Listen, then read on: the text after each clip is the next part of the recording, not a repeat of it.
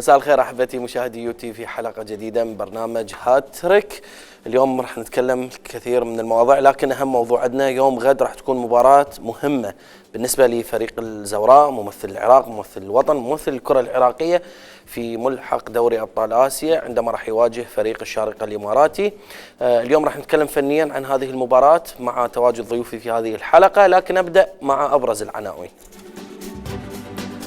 الزوراء يختتم تحضيراته قبل مواجهة الشارقة الإماراتي في الملحق المؤهل لدوري أبطال آسيا.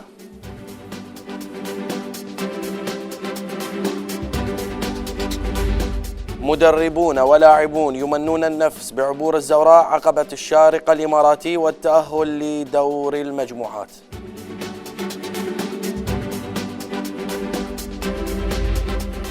إعلاميون يؤكدون الزوراء قادر على عبور الملحق الآسيوي والوصول لمصاف الكبار.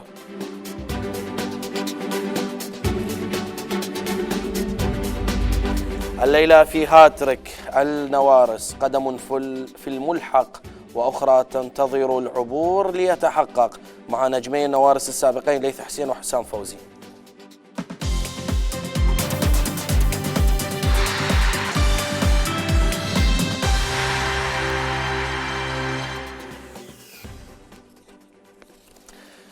شكرا لكم مشاهدينا، كانت هذه أبرز عناويننا لهذا اليوم أو هذه الحلقة.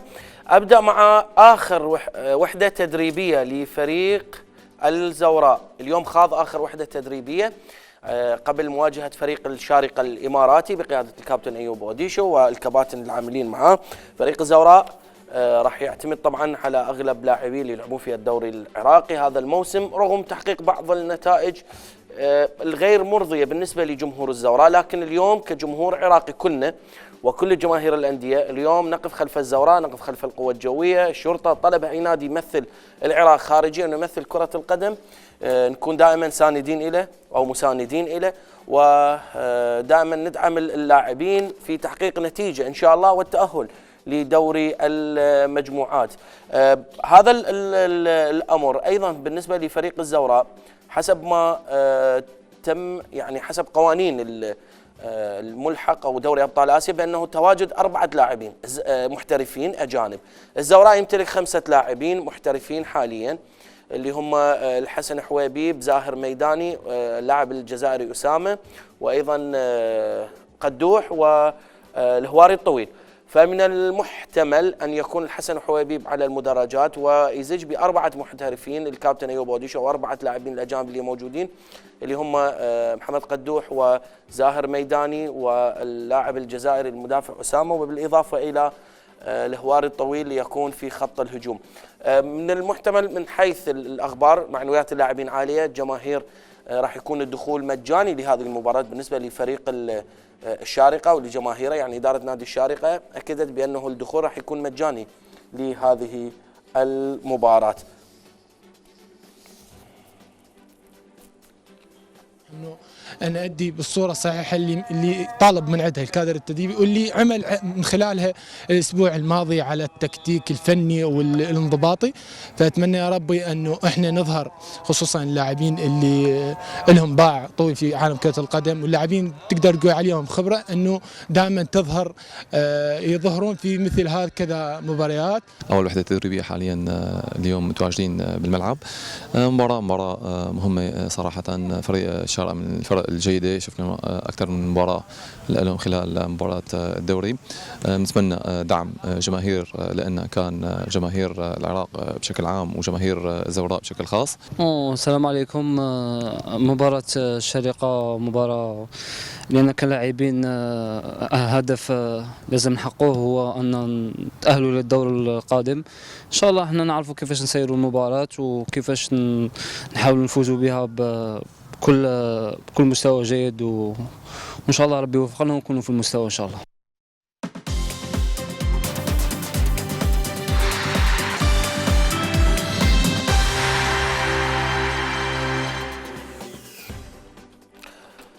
كل التوفيق لفريق الزوراء وللاعبي فريق الزوراء في هذه المباراة المهمة أمام فريق الشارقة الإماراتي يوم غد. راح تكون المباراة الساعة 7:15 بتوقيت بغداد. نذهب إلى تفاصيل هذه المباراة بقلم زميل نزيه الركابي وصوت الزميل حيدر محمد.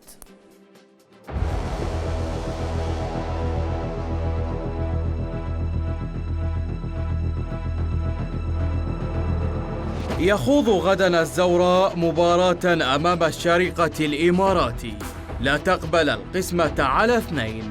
مباراة الطايح بها رايح، والمتأهل منها يحجز مقعده مع كبار القوم لإكمال عقد المجموعة. لا يخفى على أحد إن الزوراء يئن في الدوري ولم يذق طعم الفوز منذ أسابيع عدة، لكن هذا لا يمنع إن الفريق الأبيض سيظهر بمظهر مغاير عما كان عليه في مباريات الدوري، فمعدن هذا الفريق دائما ما يظهر عند الشدائد، وهذه المرة ممثلا للوطن. لذا فالأمنيات كل الأمنيات أن يعبر الزوراء من الملحق والاصطفاف مع الكبار، حيث مكانها الطبيعي كبيرا وزعيما.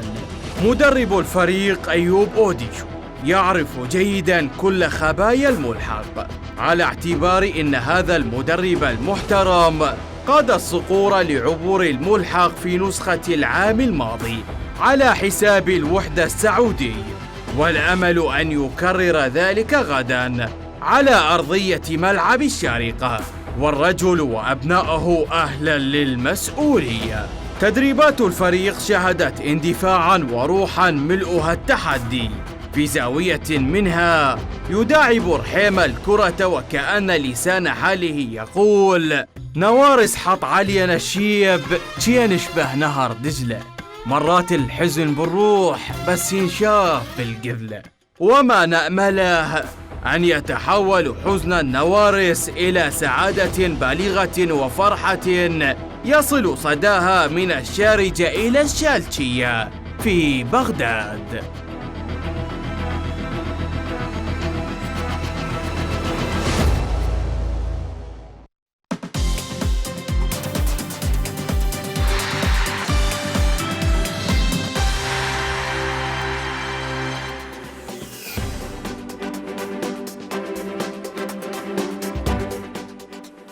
شكرا للزملاء الاعزاء على على هذا التقرير. رحب بضيوفي في هذه الحلقه كل من نجوم الزوراء السابقين والمدربين حاليا والمحللين، كل من الكابتن ليث حسين. اهلا وسهلا بك كابتن. اهلا وسهلا بك داوود. كنت مزعلنا شنو وين كنت؟ قناه يو تي في خلينا نرحب.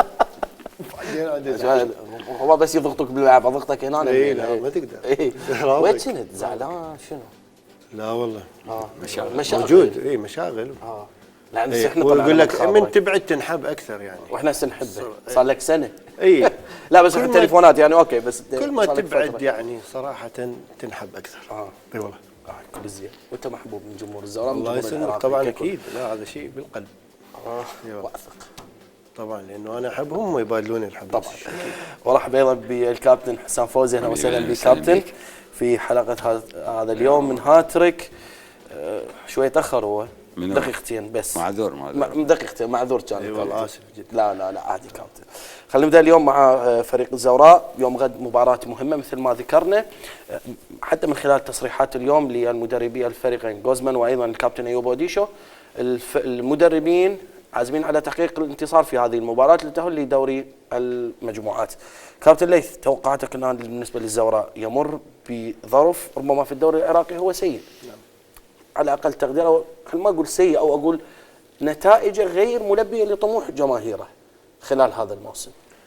بسم الله الرحمن الرحيم. طبعا احييك اخ داوود واحيي حسام الورد الباشا ومشاهدي قناه اليو تي في والامه الزورائيه وكل جمهور العراق اللي يتابع مباراه الزوراء ان شاء الله بشغف، وان شاء الله نتمنى لهم الموفقيه والفوز بهذه المباراه لان تعتبر العراق صراحه مو للزوراء. اكيد يعني الحال في وقت من الاوقات خاصه بالاوقات القريبه انه الزوراء بدا يتراجع بمستواه، بعض المشاكل اللي عصفت باللاعبين مع الجمهور، يعني هذا الشيء لا يسر لا عدو ولا حبيب. اليوم الامه الزورائيه تلعب باسم العراق وليس باسم الزوراء، فاكيد كنا وراه ننسى الخلافات، ننسى الزعل، ننسى كل شيء يعكر صفوف هاي المباراة. تعرف أنت يعني في كثير من الأوقات السابقة اللي لعب الزوراء مع الشارقة كان ند إلى قوي. تعرف أنت يلعب هو بأرضه وبين جمهوره. فاليوم المباراة صعبة فنيا، صعبة إداريا، صعبة اللي قلنا على الأمور اللي رافقت الفريق، لكن خلال الدوري خلال الدوري أكيد يعني قبل لعبوا بآسيا خاطر بالدوري. اي زين، ما اللي جاك قصدي مباريات يعني مو مشاكل اخرى. لا احنا نتكلم فنيا، يعني احنا نتكلم فنيا. تعرف الفريق الزوراء فريق كبير، فريق ذو بطولات، فالكل يطمح انه الفريق يكون مصاف الفرق يعني الاولى بالدوري ويحصل كأس او دوري، هذا شيء منتهين من عنده. لكن في هذه المباراة تعرف مباراة صعبة، مباراة وفق المعطيات اللي يمر بها نادي الزوراء نقول صعبة لكن مو مستحيلة. اليوم احنا كثير من المباريات اللي لعبها الزوراء بالخارج ولو يعني مشاركات بعض الأوقات خجولة لكنه كان ند قوي، لكن تعرف مرات الفارق ما بين السنين اللي مضت والآن ممكن صار هناك حلحلة أكثر. اليوم السابق كانت هناك كورونا، كان هناك مشاكل بالبلد، اللاعبين تجمع، استقطابات كثيرة قد تؤدي إلى عدم الظهور بمستوى يليق باسم الزوراء. لكن أعتقد أنه الزوراء بالمباريات الخارجية يكون مغاير جدا. رغم احنا شوف احنا مرات نكون مغايرين لكن تأتي الرياح بما لا تشتهي السفن ويعني ما يتأهل أو ما يترشح، لكن يظهر بمستوى فني جيد.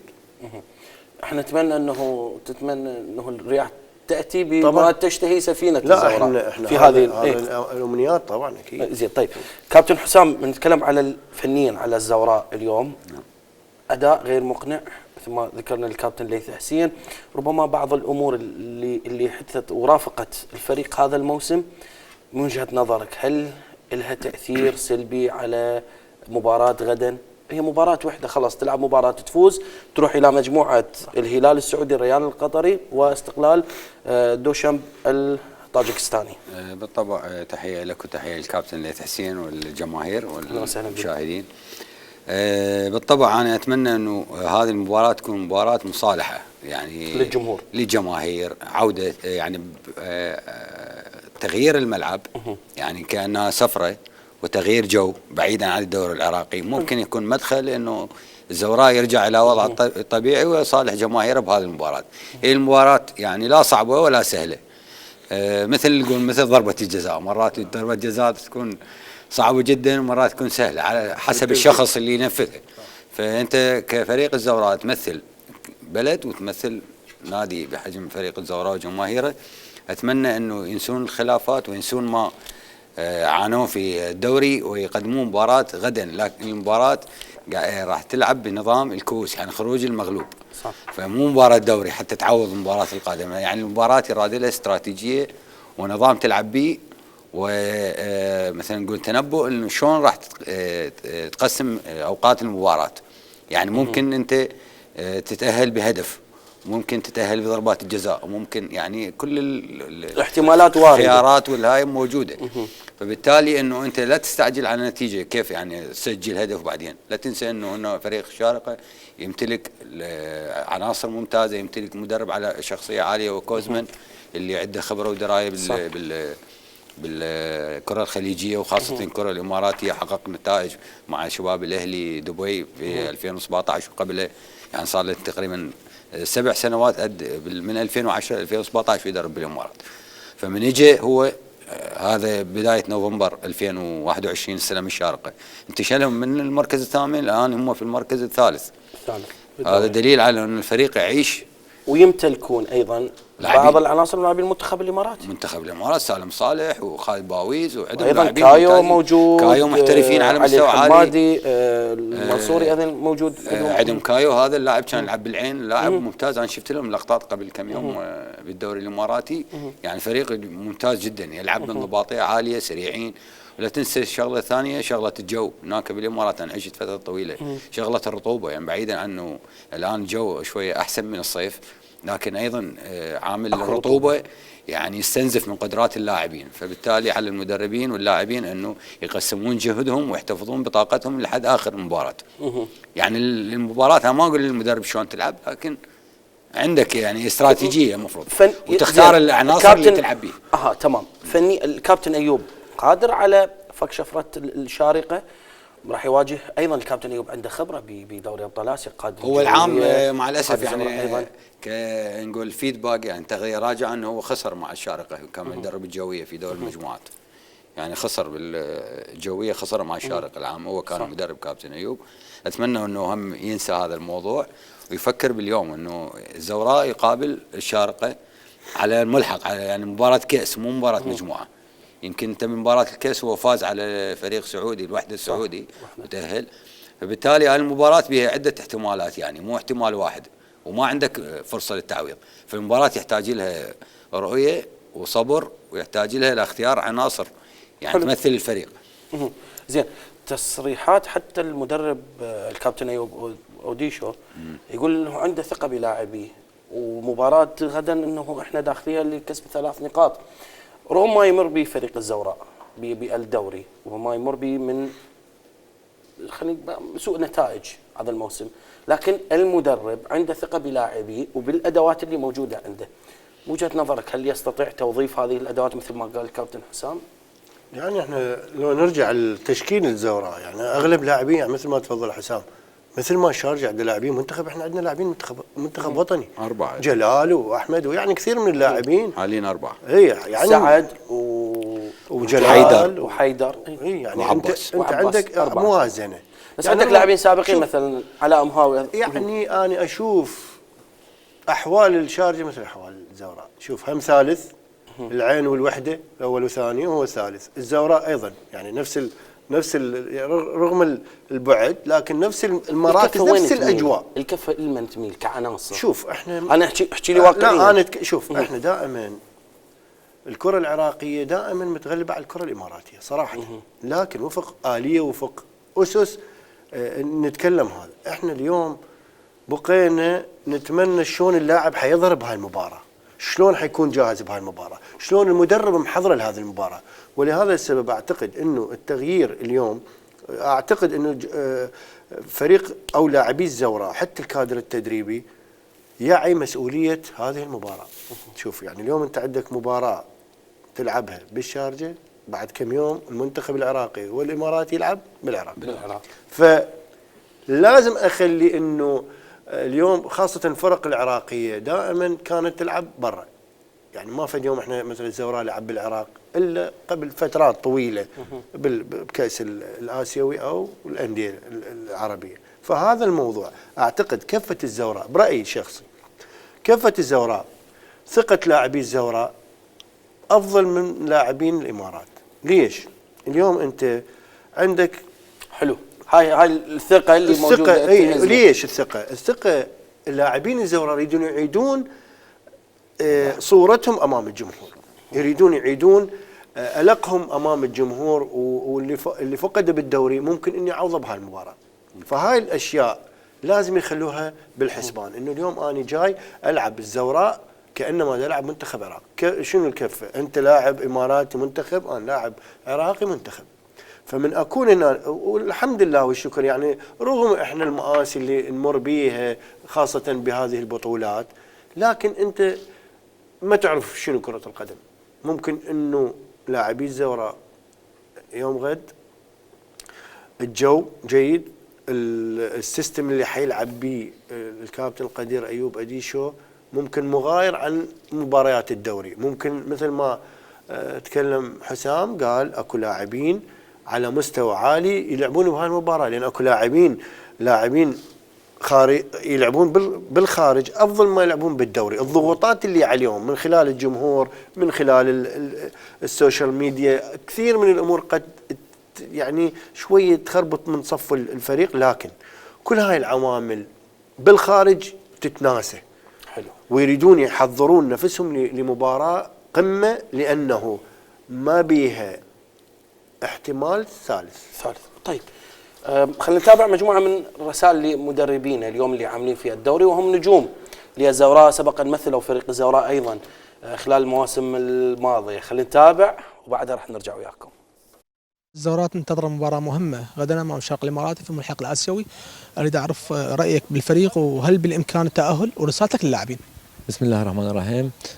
طبعا امنياتنا بالتوفيق لنادينا الممثل الوطن نادي الزوراء وللكادر التدريبي واللاعبين. نأمل ونتأمل ان شاء الله ان يقدمون مستوى يعني يليق باسم الزوراء. الزوراء اسم كبير، الزوراء تاريخ كبير. رسالتي للاعبين اكيد انه بالتأكيد يعني تطبيق الواجبات اللي يمليها عليه الكادر التدريبي ويتذكر انه هو يمثل نادي بعراقة واسم نادي الزوراء. اعتقد انه الزوراء يعني راح يقدم مباراة تليق باسمه، لان احنا متعودين انه الزوراء يكون يعني منافس ويعني الى مكانته والى خصوصيته بهيك بطولات ان شاء الله. اتمنى من الله سبحانه وتعالى ان يوفقهم ان شاء الله، ويعني يعكسون انه اسم نادي الزوراء بالمحافل الخارجيه. الزوراء عنده باع كبير بالمشاركات الخارجيه، لان سبق وانه احرز كاس الكؤوس الاسيويه قبل تقريبا 20 سنه، فنتمنى انه لاعبين نادي الزوراء يتركون ما موجود بالدوري العراقي ويحاولون انه بما انه لاعبي المنتخب موجودين وياهم لاعبين محترفين، فنتمنى انه يظهرون بصوره ايجابيه في سبيل انه يحققون 3 نقاط في سبيل انه يدخلون في دوري المجموعات ان شاء الله. بغض النظر عن نتائج الزوراء بالدوري العراقي، ولكن الزوراء هو نادي بطولات، نادي حتى كانت بطولات خارجيه. ان شاء الله بكره المباراه بصالح الزوراء، فريق القاب، فريق يستحق الاحترام، لاعبين ومدربين. نتمنى لهم الموفقيه ان شاء الله بالمباراه غدا.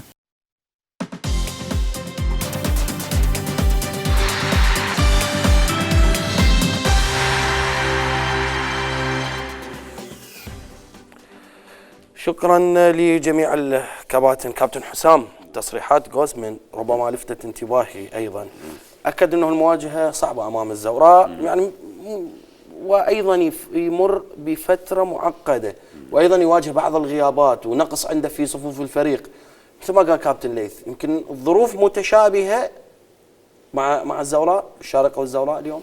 هو ظروف متشابهه، لكن احنا الفوارق يعني انا كاحساسي كفني انه المشكله بالمحترفين، محترفيهم مع احترامي يعني المحترفين يعني على مستوى اعلى، يعني عندهم كايو، ليوزانو، عندهم عثمان كمارا لاعب مهاجم من غينيا، ايضا لاعبين على مستوى عالي، وايضا يلعبون بصفه اساسيه للامام. يعني في مواجهه يعني مع احترامي المدافعين الزوراء البطء شويه بالدفاع، اذا يعني فريق الزوراء يعني يجب ان يحافظ على المساحات بين جلال وبين المدافعين، يعني هذه المسافات المفروض ان تكون محميه بشكل جيد ومراقبه بشكل جيد، يعني لان المسافات هذه في عمليه اللعب يعني في جو الرطب حتى اليوم يعني انتقال من الهجوم من الدفاع للهجوم فريق الشارقه شوي راح يساعدنا مشاكل بالخط. انا حتى النتائج الايجابيه بالنسبه للفتره الاخيره الفريق الشارقه الاماراتي يمكن اعطته شويه دفعه معنويه. عنده دفعه، قلت لك هو استلمهم شهر 11 عنده يعني صار له تقريبا وياه 4 اشهر 5 اشهر قول داخل بالخامس، نقلهم من 13 نقطه الى 36 نقطه، يعني من المركز الثامن الى الثالث. هذا يعني اعتبار الفريق يلعب بشكل تصاعدي يعني. وجوزمن يعرف بالكره الاسيويه. لا هو انا حاضر له اكثر من وحده تدريبيه هناك مكان يدرب شوالي، المدرب على مستوى عالي شديد صارم، شخصيته قويه جدا، ما يرضخ لاي ضغوطات. يعني حتى مره طرد من الهلال السعودي من كان يدرب بالسعوديه بسبب مشكله بين عدم استلامه الجائزه من احد المسؤولين، فمؤثر يعني على اللاعبين داخل التشكيل. ايضا انضباطي وتكتيكي بشكل عالي، انا اشاهده هو يلعب بطريقه 4-2-3-1، بس هو شنو يعني صبور، مو من النوع اللي يلعب بهجوم، يلعب متوازن يعني، لا يلعب بهجومي 100% ولا دفاعي، يعني يلعب بشكل متوازن ويعتمد على الهجمات المرتده، يعني يحاول يضرب الثغرات بالدفاع الخصم باي لحظه يعني، ويعتمد على السرعات اللي عنده باللاعبين. زين. يعني عنده كان قبل بالاهلي اسماعيل حمادي من كان يلعب، واحمد خليل كان دائما يستخدمهم بشكل ممتاز يعني. تدري ليش انطرد هو من الهلال؟ كان هو مباراة وكان فايز بالكأس يمكن السعودية، وقالوا له اصعد لاستلم الجائزة وما صعد، يعني كانت اكو مشادة بالملعب، فرفض ثاني يوم طردوه من السعودية. طردوه زين. هو قالوا طيب حتى لا قال يمتلك ابعد من السعوديه. اي ابعد يعرف هي قالته وابعاد ايضا. الفريق العراقي يمتلك لاعبين اصحاب بنيه جسديه قويه وايضا يجيدون الالتحام واستخلاص الكره، وان الفريق مرت عليه تغييرات خلال الموسم لكن مع مدربه الحالي يقدم كره جيده. شوف احنا هاي جوزمان اذا ترجع طبعا هاي حقيقه، هو غير شاهد الفريق العراقي وشاف لعباته بالدوري وكذا. احنا شوف احنا دائما احنا العمود الفقري اللي هو كان يعني في فتره من الفترات ابتعد بها جلال والحويبيب اثر على الفريق صراحه، ولهذا السبب اليوم يعني من يكتمل هذا الخط لا بعد تتامن على الخط الامامي والوسط والدفاع، واهمها الحارس لان هو لاعب منتخب ويجي يلعب لك يعني مع الشارقه او غير الشارقه. انت عندك ثقه بلاعبيك اليوم من تشوف جلال، من تشوف عندك عباس، من تشوف سعد احمد، يعني لاعبين على مستوى عالي. اليوم شنو اللي مرات ترى صدقني الاسم مرات لا يكفي في الملعب، لكن العطاء انت يوم اني هسه مثلا ليث حسين لكن عطائي قل، ما نتعكز على الاسم. احنا اليوم صح البنيه، اهم شيء الفكر، شلون اني فكر المدرب، شلون اني انقله للساحه واقدم شيء. يعني اساني وحسام قابل احنا من جانا من المريخ، انا وحسام كنا اعرف حسام وين يوقف، شلون العب للباص، اعرف حسام بطيء شلون انطي برجله، شلون احكي وياه، شلون اخاطبه اقول له اندار رجع شوت كذا.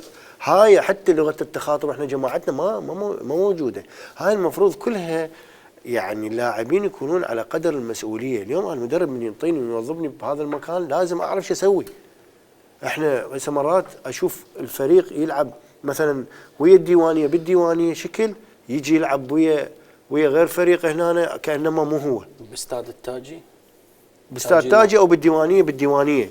لا انا مو اتكلم. وين المشكله؟ انت تقول لي جوزمان تابع مباراه، كم مباريات تابع؟ يعني جزء تابع اخر 4 مباريات تابع. يجوز تابع ويسام مره. ملعب حلو زين، ملعب حلو اوكي. رغم السام مره حرجه والزوراء. يعني انت اليوم كلاعب لازم تنفذ قرارات المدرب. شو ينطيك مو انا يعني هسه انا اجتهد، لكنه انا ما اجي اطلع من كيفي اللي انا اريده. او مثلا لاعب هو عنده انذار يروح يتعارك، او لاعب ما اعرف ما ادري ايش عنده يروح ما ادري يعني يتصرف تصرفات غريبه. احنا ما يصير عندنا انضباط. كثير من النجوم حتى من النجوم يعني اليوم هسه انا وحسام يعني هاي رساله للاعبين الشباب الزينين وحتى الخبره. يعني اليوم انت سمعتك ولاعب بفريق جماهيري، يعني خل اقول رساله لاحمد فاضل. لو هسه احنا الجمهور يا ما شتمنا اذا ما قدمنا زين، يا ما حبنا، يا ما سووا شغلات، بس هذا المقابلك همين انت تقول هذا جاي خطيه ما عنده اكل ما عنده فلوس. يعني لازم انا بالعكس احنا صح عندنا تفاعلات جسديه بس ما انقلها اني على الجمهور او اثر على حسام او اثر على داوود بهذه المرحله. احنا في حال يعني خلي اقول لك مستوى احنا مثلا ما نقدم مستوى زين، ازيد الطين بله اتعارك او اسوي فد شيء وانت اخلاقك عاليه، انت انسان محترم، انت حجي زين ما يخالف. كل هاي الامور لازم انت تضبط نفسك، خلي الجمهور يحبني ما يخالف، حتى لو انا اخطات، حتى لو الجمهور اخطا بحقي انا امتص غضبهم امشي وادير وجهي واقعد انا على اساس في سبيل انه فريقي ينجح. انا فريقي دا اشوفه دا يمر مره مشاكل مازن، مره قبلها ما ادري منه، وراها انت جيت وراها هاي مو كلها تراكمات. زين المدرب يحير بيه، لو يحير بتشكيله، لو يحير بالجمهور، لو يحير بمشاكل. احنا نادي نموذجي، الزوران نادي نموذجي بكل شيء. جمهور بس صار ملعب، اللاعبين على مستوى عالي، تاريخ الزوراء لازم انا افكر بهذا الشيء. انا من العب بالزوراء ما اقول انا ولد العب كليث حسين، اول شيء لاعب منتخب، وثانيا طلعت من الزوراء، فهذني الشغلتين لازم افكر بيها، والثالثه انه انا رايح امثل البلد. فكل هاي الامور لازم اكون هسه. احنا ياما مثلا حسام بلعبه دوليه اقول له دير بالك حسام لا تاخذ انذار، لان يمكن اللعبه اللي تاخذ انذار الاخت الحرب.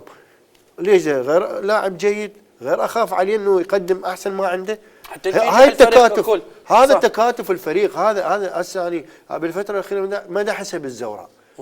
يعني ما احس هذا التكاتف، هذا الاندفاع، هاي التعالي على كل شيء في سبيل انه سمعه اسم الزوراء. ما يخالف انت ستجي تلعب لك سنه وتروح، بس اترك بصمه.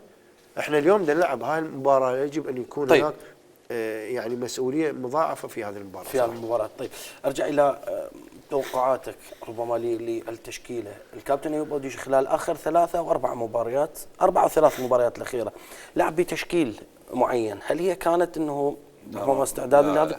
اخر مباراتين او 3 ما مستقر بالتشكيل، ما مستقر يعني لا هو لعب ب3 وبعدين رجع لعب ب5 بعد 4 بالنظام. لا هو ما غير بالنظام، 3 مدافعين موجودين، 3 مدافعين، اي 3-5-2 يعني لعب 3-4-3 هو البدايه، لكن تبديل بالعناصر كان غير مستقر لحد الان. يعني لا انا اقصد على كخطه، يعني كنظام لعب، كنظام لعب هو كخطه لعب هو مستقر عليها. هو اول ما جاء لعب بيه، غير التشكيل اللي كان يلعب به الزوراء اللي هو 4 مدافعين، لعب ب3 و5 بالاضافه لانه الاجنحه يكونوا بالحالات الهجوميه مساندين، يعني 3-4-3 3-5-2 المهم يلعب. كان يعتمد على حيدر محمد وعلى مهاوي اكثر شيء. لا حيدر البدايه لعب احمد مكنزي لعب قلب دفاع، بعدين على اليسار، وبعدين قام يستخدم حسام. يعني غير اكثر من مره خاصه بالعناصر، يعني كان تغيير كثير. يعني لحد الان دليل على انه لم يستقر على التشكيله الاساسيه اللي تلعب.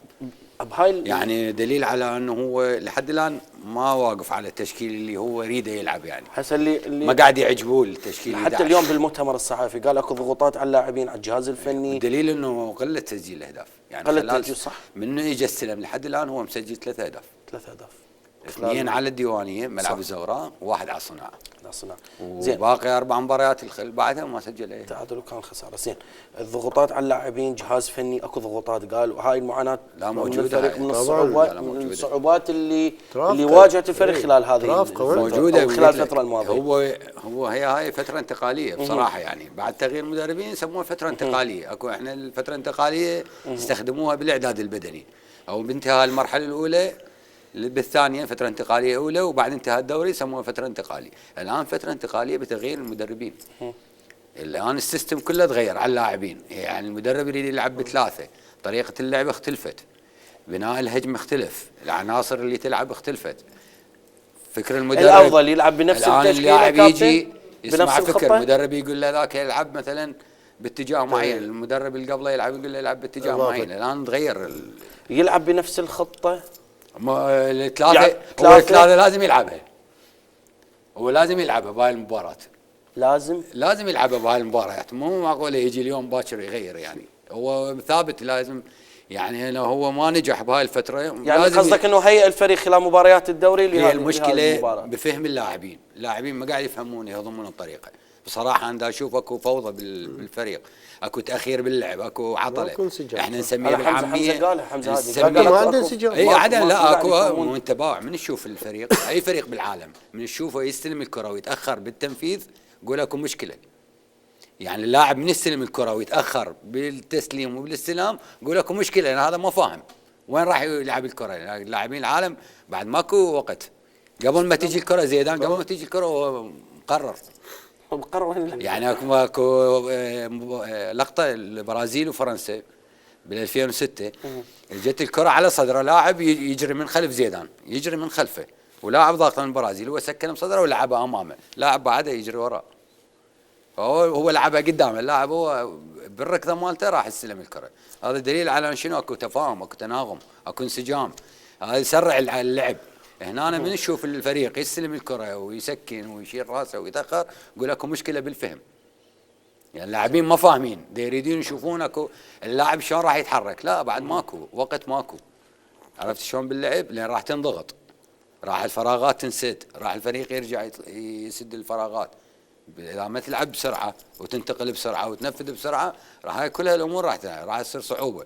لذلك الزوراء قاعد يعاني من صعوبه. زين امام الشارقه الشارقه تلعب بثلاثه، انت الله يحبك انه انت راح تلعب خارج ارضك، وممكن 0-0 بالجزاء تاهلك، ممكن 1-0 تسجل تاهلك.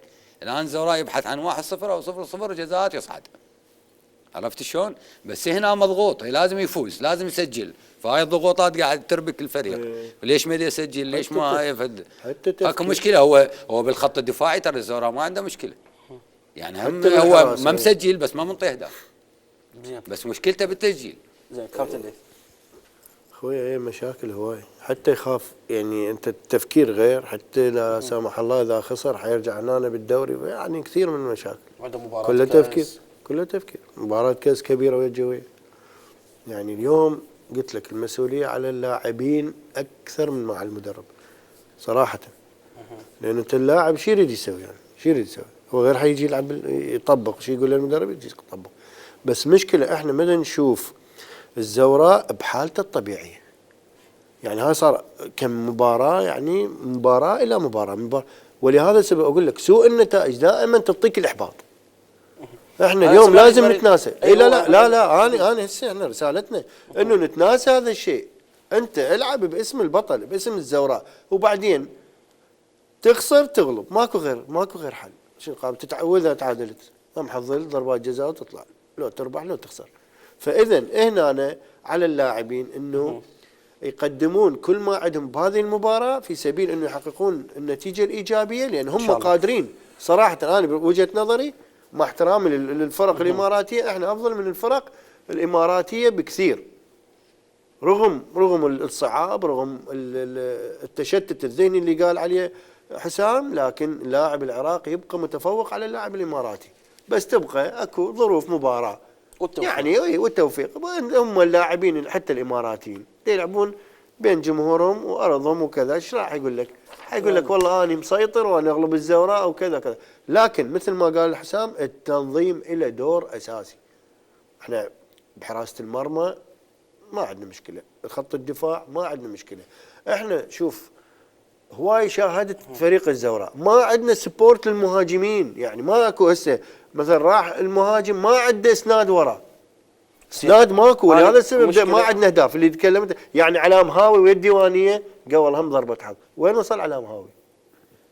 هذا المفروض خط الوسط هم دورهم اللي ينفذون. طيب خلي اخذ بعض الرسائل ايضا من لاعبي الدوري العراقي، يعني لاعبين فريق امان بغداد، لاعبي الكرخ، عدد من اللاعبين، وبرسائل دعم للاعبي فريق الزوراء في الملحق. خلينا نتابع. علي الرحيم واحد من ابناء نادي الزوراء. نادي الزوراء ينتظر مباراه مهمه غدا امام الشارقه الاماراتي، وانا اعرف انه انت عندك علاقات طيبه مع اللاعبين وزملائك اكيد، فريد رسالتك للاعبين. بسم الله الرحمن الرحيم. اكيد فريق الزوراء فريق كبير يمتلك لاعبين على مستوى عالي ويمتلك كادر تدريبي، وان شاء الله اتمنى لهم التوفيق بهذه المباراه. وان شاء الله يعني اكيد انا البارحه كان عندي حكي ويا اللاعبين، وان شاء الله وعدوني بتحقيق نتيجه طيبه ويرضون جماهير نادي الزوراء، وان شاء الله يخطفون بطاقه التاهل. اتمنى التوفيق للكادر التدريبي وكلاعبين، وان شاء الله فريق الزوراء فريق كبير ولاعبين على مستوى عالي، وان شاء الله يحققون اول مباراه جيده للجمهور وللكادر التدريبي ان شاء الله. رسالتك للاعبين شنو؟ والله اتمنى لهم التوفيق اول شيء، وان شاء الله يشدون الهمه بهاي المباراه. كنا امل ونتامل يعني بالنتائج الزينه بهاي البطوله، والزوراء فريق جماهيري يعني رغم عن هاي النتائج الاخيره. احنا طبعا نتمنى لهم التوفيق، مثل ما تعرف الزوراء حاليا يمثل العراق. اللاعبين ان شاء الله يكونوا على قدر المسؤوليه. النتائج الاخيره في الدوري يعني نضعها على جانب، تفكير في مصلحه اول شيء مصلحه الوطن لان يمثلون العراق. نتمنى لهم التوفيق ان شاء الله يكونوا على قدر المسؤوليه، يمتلك مدرب جيد، قاعده جماهيريه، لاعبين. نتمنى لهم التوفيق وان شاء الله يحققون شيء يفرح الشعب العراقي ويرضينا يعني كمتابعين للزوراء واللاعبين.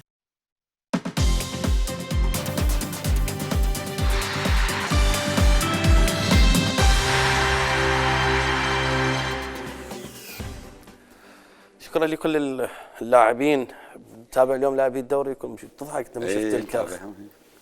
طبعا تابع. اكثر اللاعبين يعني 90% من اللاعبين اعرفهم ما شاء الله.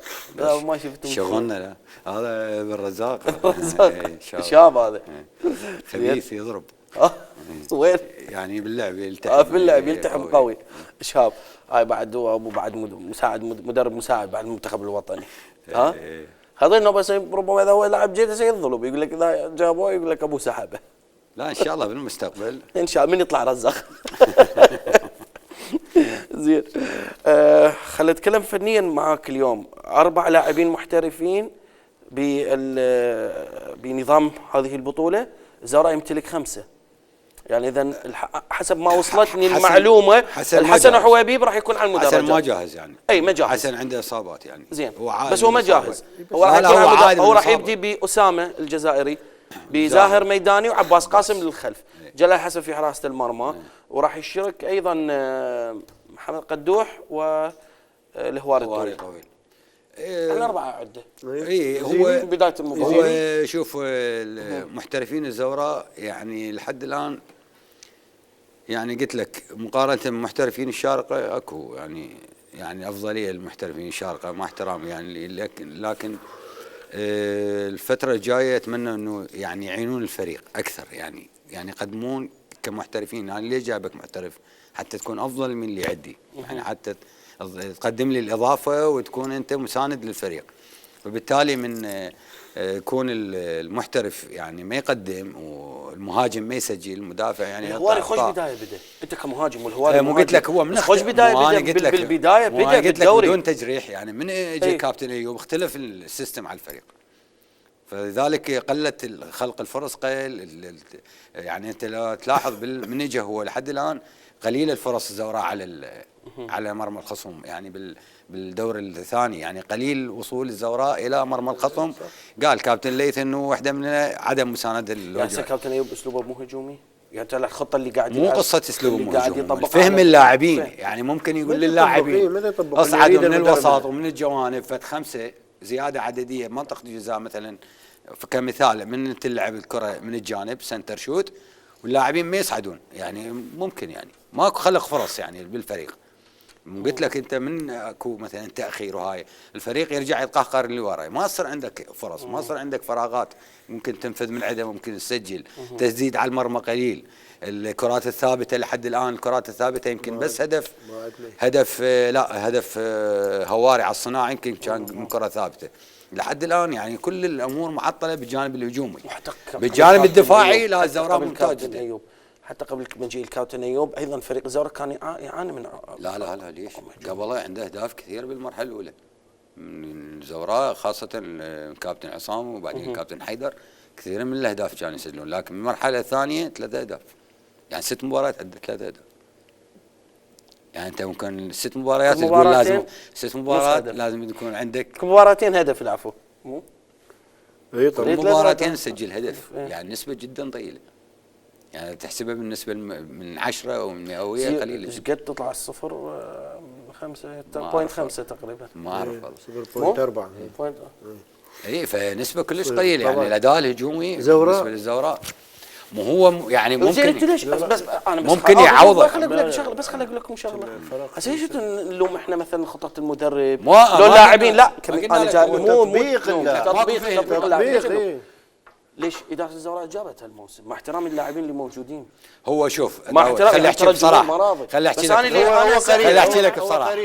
الزوراء دوري بعيد عنه، الدوري العراقي، بقت مباراه هذا الملحق والكاس. اعتقد انه الزوراء بعد انه مباراه غدا لا سمح الله اذا خسر وتجي مباراه جويه، الفريق راح يصير عنده بيئه هيكله كلش كبيره، يعني نسبه يعني مو اقول لك اكثر من 50%. شو وقت؟ السنه الجايه على الموسم القادم راح يصير بيه هيكل الفريق، يعني نص الفريق راح يطير. انا هيك بتوقع يعني.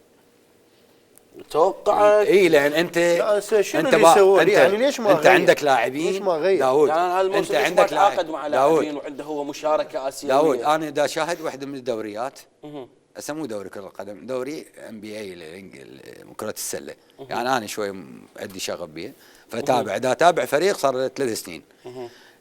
جابوا لاعبين شباب اول قبل سنتين هم مو يعني مو يعني يلعبون بس ما يصعدوا للبلاي اوف.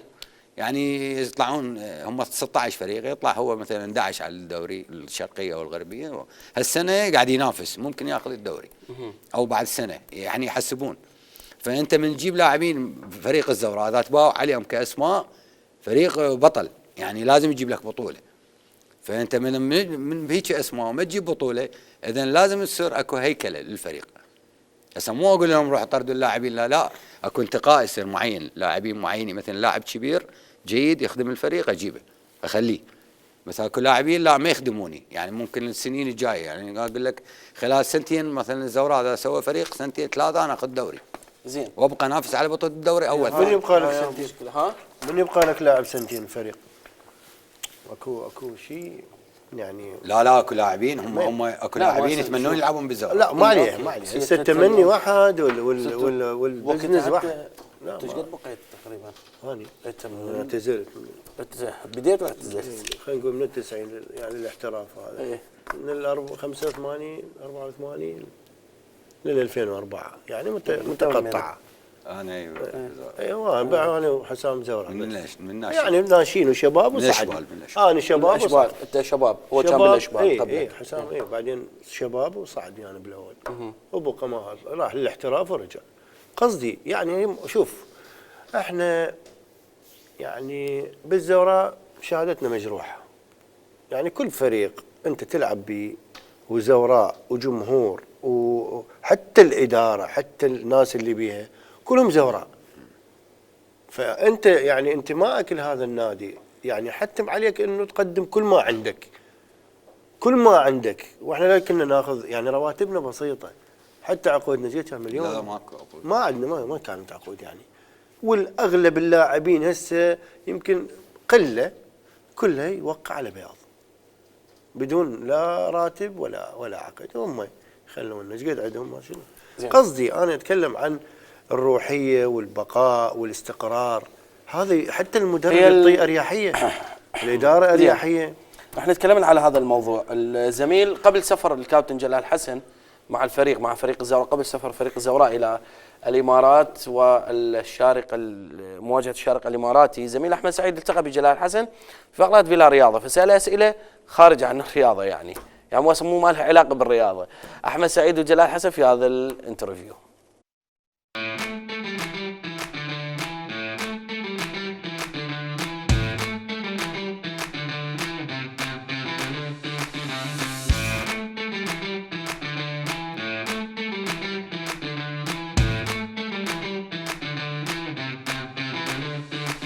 حارس المنتخب الوطني وفريق الزوراء الكابتن جلال حسن.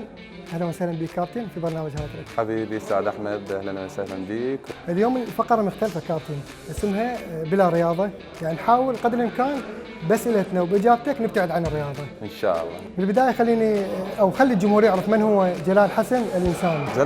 جلال حسن مكافح يعني.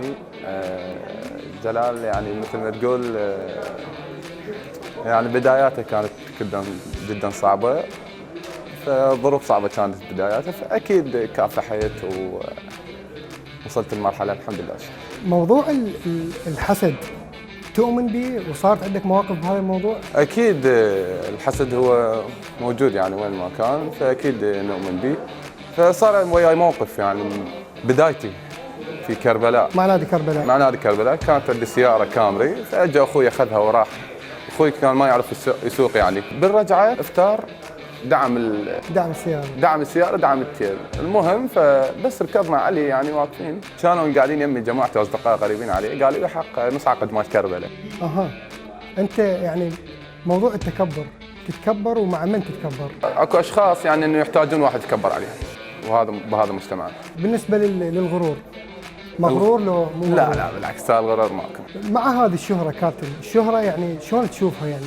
موضوعها سهل، كيف تتعامل وياه؟ وش اخذت من عندك وشطتك؟ الشهره اعطتني محبه الناس. تتضايق من هذا الموضوع؟ مثلا انت جالس في مكان مع عائلتك ويجون اشخاص ياخذون من عندك صور، يطلبون من عندك صور. احنا ملك الجمهور وملك الناس. بما انه يعني نتحدث عن الشهره، زواجك كان تقليدي ام يعني عن حب؟ وصارت لك مواقف في هذا الموضوع بعد الزواج اقصد؟ زواجي تقليدي. ثاني يوم بعد الزواج رحنا نزور انا والمراه، زين. فقريب الامام العباس عليه السلام، فقاعدين نمشي، فاجت عائله يعني، فالبنات وزين، فقدم له ورده مبروك كابتن زواجكم. فالمره واقفه امشي امشي امشي امشي. فكان موقف يعني، قلت له اتعلم منه وراح يعني كل شيء. علاقتك بمواقع التواصل الاجتماعي واكيد هم تسبب لك يعني بعض المشاكل بالبيت. علاقتي بالمواقع التواصل الاجتماعي، عندي الانستغرام، وعندي اخير فتره انه سويت فيسبوك. اهلي وعائلتي انه متفاهمين هذا الموضوع، انه انسان معروف، عنده معجبين وعنده معجبات وعنده كل شيء، فانا بعيد عن هاي الامور يعني، قبل لا اتزوج انه بعيد عن هاي الامور. من اصدقائك المقربين، مو شرط الا الرياضيين؟ اصدقائي اغلبيتهم انه كرماء، دائما نطلع، احنا بنطلع يعني مثل نروح المطعم يعني. ما اريدك تجاملهم. لا ما جامل. اريدك تقول لي من اللي يصرف من اللي ما يصرف. صار لي هنا تقريبا ببغداد بال6 سنوات 7 سنوات يعني، فعلاقتي بنزه الركاب كلش قويه. زين. فاشوفه ينشر 24 ساعه. عزمتكم ولا هذا يوم لا عازمني ولا عازمه. ايش قد تصرف بالشهر؟ ما اعرف ايش قد اصرف يعني. $1000 1500 تقريبا. بنتك الله يحفظها؟ يحفظها. اسمها غريب. والله مو انا سميته اخوي الاكبر السيد محمد، تحياتنا له. فهو يتابع مسلسل يوزر سيف. زين. قال انا اسميها، قال لنا اسم منسه. موجود في المسلسل يعني؟ بنت النبي يوسف عليه السلام. شنو سر علاقتك القويه بمحافظه كربلاء؟ بداياتي في نادي كربلاء. تذكر لي اول سياره اشتريتها واخر سياره. اول سياره الله يرحم مغفور له محمد عباس امين سر نادي كربلاء، طاني نص الدفعه مالتي، انطاني سيارته كامري 2010. يعني تقريبا موديلها كانت. واخر سياره عندي لكزس. لو لم تكن لاعب كره قدم ايش تتمنى تكون؟ انا كل شيء اشتغلت حمال، اشتغلت بعلالي، اشتغلت بالثلج، اشتغلت في عربانه. اعطتك دافع هاي الامور؟ اكيد اعطتني دافع. اذا كانت حياتك عباره عن كتاب ايش راح تختار له من عنوان؟ كفاح. كافحة هواي كابتن جلال، بالختام خلينا ناخذك بجوله بغداديه، شوف اجواء بغداد وبعدين نرجع للجمهور. اوكي.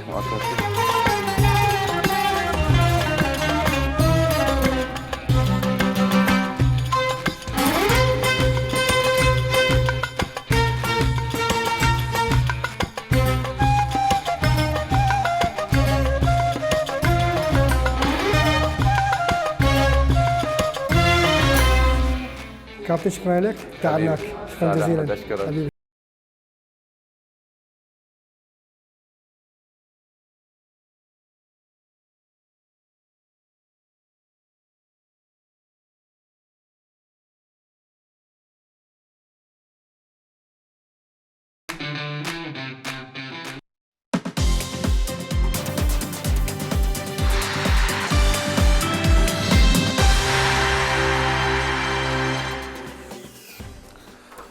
شكرا احمد سعيد وشكرا جلال. ونزيه بس لك متعبه، كنا متعبنا نزيه والله العظيم. زين. والمشكله تحياتنا زميلنا نزيه الركابي، وحتى متعب جلال حسن، وحتى احنا متعبنا. ليش؟ متعبنا. شو يسوي؟ ركضنا؟ مركضنا. لا والله. تحياتنا زميلنا نزيه الركابي. توقعاتك المباراه كابتن؟ والله يعني انا اتمنى الزوراء يفوز صراحه يعني، لكنه صعب. هي صعبه. صعب يعني، ما اقدر اقول لك يعني صراحه بالتوقع، لكنه اتمنى الزوراء يفوز، واذا يعني اجتهدوا فاكيد الزوراء يفوز. الزوراء يفوز طبعا ان شاء الله، هذا ما نتمناه. كابتن حسام؟ والله هم الفريق الشارقه يعني مو مثل باقي الفرق، مو مثل الوحده والعين يعني، ممكن الفوز عليهم يعني، بس يعني يلعب باستراتيجيه مثل ما قلت لك بالبدايه، سيناريو يعني معين للمباراه، انه ما يستهلك الفريق. اغلب يعني اخر ما يستهلك 4-5 مباريات الا للشارقه يعني، هم مو من الفرق 4 يلعب ب 4-4-2 يلعب مرات. لا هو يلعب 4-2-3-1، بس هو يعني مو من الفرق اللي مستعجله يعني، مو يلعب متوازن 4-5-1. ما ممكن هي المباراه يعني، قلت لك طريقه خروج الخاسر يعني، فما اعتقد راح يندفع من البدايه او هاي، لان اثنيناتهم راح يكونوا متحفظين بالبدايه. متحفظين اثنيناتهم. اي اثنيناتهم، لان يقول لك اي هدف يدخل عليه صعب يعني صعب يعني ترجع وبعدين ترجع للمباراه، لكن هم اعتقد فريق الشارقه مو من الفريق الصعب يعني، مو مثل العين والوحده يعني، مو قوي جدا يعني. زين. ممكن يعني تجتازه، يعني ممكن تتغلب عليه. يعني هي مباراة يعني تعتقد انه راح تكون هي مباراة مدربين تكتيكية اكثر؟ ممكن يعني ممكن ممكن في فترة من الفترات يعني خاصة اذا صار اكو نوع من الضغط على اللاعبين، ممكن المدرب يتدخل بامور كثيرة. يعني كابتن ليث تتوقع هي راح تكون تكتيكية اكثر؟ طبعا. ما هي راح تكون يعني شوف هو يعني جوز من وأيوب. مرات مثل ما قال حسام اكو اشياء تتدخل بيها باوقات حرجه، ممكن انه تحل لك حلول، تصير لك حلول داخل الملعب وتفضل تساعد. بس اعتقد يعني باكر كره باقدام اللاعبين، يعني اللاعبين. شكرا لك كابتن. هم اللي حيخلقون. شكرا لك. انت ما اعطيتني النتيجه. ما صعب التوقع. صعب التوقع. بس زورات. بس توقع توصل للجزاءات. توقع جزاءات. ان شاء الله تاهل فريق الزوراء الى دوري المجموعات. ان شاء الله كل التوفيق لفريق الزوراء الكادر التدريبي، وغدا كل الجمهور العراقي راح يتابع اكيد ويشجع فريق الزوراء في هذه المباراه. نلتقيكم باكر ان شاء الله مع افراح زورائيه نتمناها بالتاهل لدوري المجموعات. الى اللقاء.